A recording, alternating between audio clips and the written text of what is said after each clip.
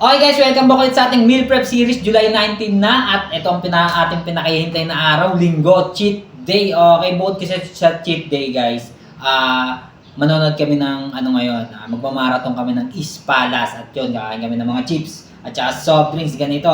So ayan, ito yung meal prep natin guys. Wala tayong ngayon, buko or repolyo, saging, wala. Kasi yung ulam natin, isa to sa mga paborito ng mga junakis ko. Yan, yung sipo egg yan, pero freestyle.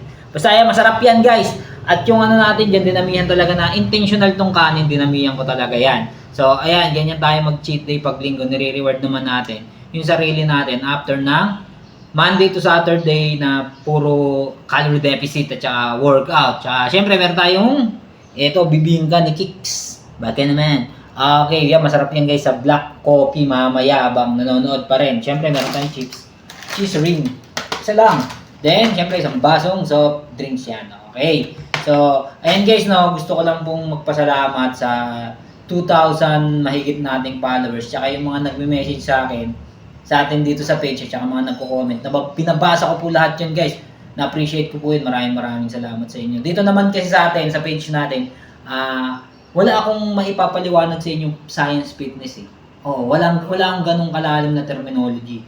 Wala akong ganong kalalim na research. Ang akin dito, sinishare ko lang yung experience ko from almost 90 kilos to down 63 ako ngayon. Yan, sinishare ko lang yung personal experience ko na gumana sa akin. Kasi dito, ang tagal ko rin talaga nag-trial and error. Meron pa nga rito nung year 2023 ato, basta gano'n, kalagitnaan 2023. Lagi ako nagkakasakit kasi nga, hindi ko pa masyadong nakakabisado yung nutritious food yon, yung ganyan, yung mga malnutrition na pagkain. Ang alam ko lang nun, kumain ng konti. Kaya yun, ang ending sa akin nun, lagi ako nagkakasakit. Tsaka payat na payat ako nung para akong, alam mo yun, natuspok. Ganun yung mukha ko. Pumayat ako pero hindi rin siya maganda. Kaya yun, nag-isip ng mga bagay, yun, mga pagkain na hindi siya fancy, hindi siya mahirap lutuin, hindi siya komplikado, pero kumpleto yung nutrition. Tsaka isa pa, yung mabibili lang, yung availability niya, madali siyang bilhin sa palengke. Tulad nung sa repolyo, di ba? Laging may repolyo. Kaysa sa, hindi kasi sabing mali bro, yung cauliflower, okay din naman yun. Pero kung sa akin, repolyo na lang para laging meron. Tsaka budget friendly siya. Tsaka di siya lasang karton na basa. So, ayun nga. Ganun lang siya guys. Gusto ko lang talaga mag-thank you sa inyo, na appreciate ko kayong lahat.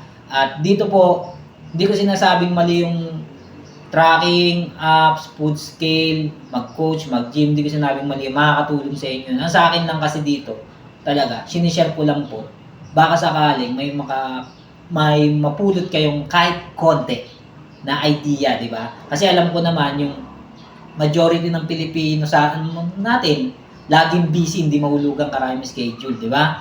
Yun, parang hindi nila masingit. Kaya eto, sinishare ko yung mga basic, sobrang simple, pero hindi madali Pero isa sa pinaka simpleng paraan para magpapayat. Katulad ko, gumana sa akin baka gumana rin sa inyo. So sabi ko nga, sa pagkain ka tumaba, syempre sa pagkain ka pa rin talaga papayat. Sama mo lang yan ng regular exercise. Ciao!